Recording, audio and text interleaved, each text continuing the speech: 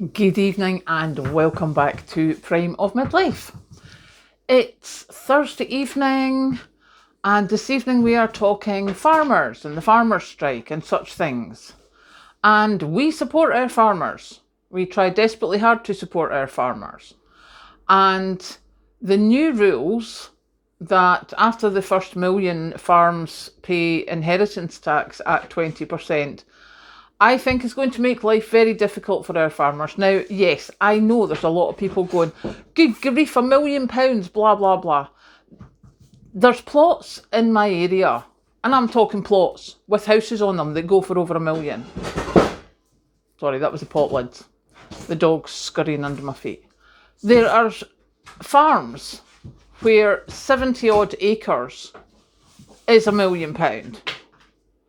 There's plots or farms, etc., where 70 odd acres doesn't make enough for a farmer to be able to bring up his family. He needs a full-time job.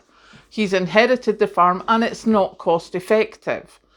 We now have farmers with their honesty boxes like you've seen me go to. We've got the farmers who started their own butchers because they weren't making enough money from the supermarkets and the normal channels. So they started to do it themselves. We've got farmers making money at farmers markets.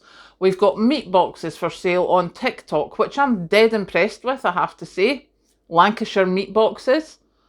Lancashire lamb boxes, I think it is. I don't know. I saw them on TikTok, but it's something about that. If you put Lancashire lamb boxes, I think you'll find it, or Lancashire meat boxes. And that's a couple who are doing their own meat boxes, rather than rely on the supermarkets. Because the supermarkets, I mean, there was also the other one where the supermarkets rejected tons and tons of potatoes because they were the wrong size. Really, it's a natural product. It grows. Get over yourself.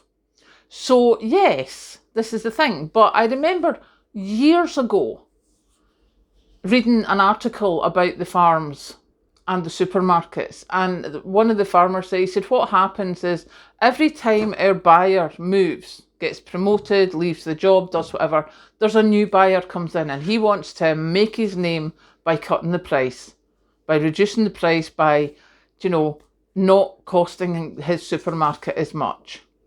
And there's so many things have changed even since then.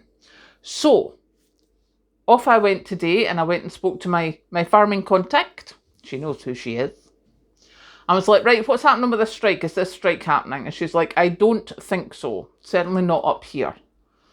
Apart from the fact that they can't afford it, and can't afford to not do that, they can't afford to leave the animals. So it's not, I mean, even if they said they were going on strike, it's not that they would stop. It's not like me going on strike and I would stay at home all week. No, farmers go on strike, they still need to go and look after their animals. They still need to go and look after their crops. All they would be doing is not putting them into the shops. Now, for many farmers, especially with the way costs have been rising, that is not financially viable. What they're looking for is for the government to be realistic about the price of land, the price of farms, and how much it costs, and how big a farm needs to be financially viable. And if you keep cutting off, like if you take, say it was Kathleen and I. So if I went, Kathleen would have to pay, if she had to pay the inheritance tax, so say she's selling off 20 acres, as close as she can to where a developer will buy it, so she can get the 20% tax on the rest of it. That's 20 acres gone. And then when her kid takes it, that's another 20 acres. And some farms are family. Some have got brothers running them. So that's 2 hits of inheritance tax when the 2 brothers go. So what has been generations in the making is now just getting wiped out in one fell swoop, because it seems to be that people are not understanding the way these things work. And again, the big thing coming back to me that I've seen coming back against this, saying, the farmers have got farms that are worth millions. Why are we supporting millionaires? Because they certainly are not millionaires. Trust me. The wife normally does her own business. The kids are trying to do something else. The farmer's normally got a full-time job. And if they don't, that means it's a big enough farm and it's 24/7. You want to be following some of the farmers on social media and you see them out at stupid o'clock in the morning. It's a hard life, a very, very hard life. I know this because I live in a rural area. I know when those tractors are out. It's like Patrick said to me years ago down in London, he's like, we always let the white van man out in the queues, because in London there's always queues and traffic. So we always let the white van man out because that's his job. And we can cost him money if we keep him waiting and waiting and waiting. And you know yourself, especially for deliveries, drivers can get penalised. Here we do the same for tractors, for ploughs, for combines.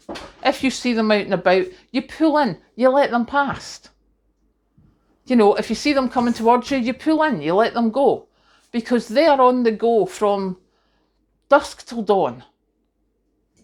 And especially if it's harvest time, then they're up at literally as soon as the sun's up, and they're out harvesting if it's a good harvest day, because, no being funny, won't take much for it to rain here. And then that's it, gone. It costs them another however many thousands to put the wheat or the oats or the barley in the grain dryer to dry it out if they don't manage to harvest it in a dry day. And that's the kind of thing that people aren't realising, that it's not just like us growing potatoes in our gardens, they go lift it and send it to the shops. It doesn't work that way. So although, according to my information, there may not be a full-scale farmers' strike, there is probably going to be demonstrations, etc., in various places throughout the country. So if you can, support your local farmers. I have just found another farm shop along from me. If you're in Scotland, Fallen Inch Butchers is down by Stirling Way, and we know them. I don't personally know them, but my farming person knows them and respects them and says they are good. So they do meat paxes and meat boxes cheaper than the local honesty box because they're not organic. So yeah, that's also a shout. So yes, this is the thing. We here at Prime of Midlife, we are doing the supporting our farmers. And we're finding different ways to do it, whether it's by buying from the local honesty box, buying a meat pack from the local butcher, buying a meat pack from a farmer down south. We can try and support them all, a little bit here and there, and that's what we're going to do. So now that I've told you all how strident I am for standing up for the farmers, I'm going to go and post this, make myself a cup of tea. Catch you later.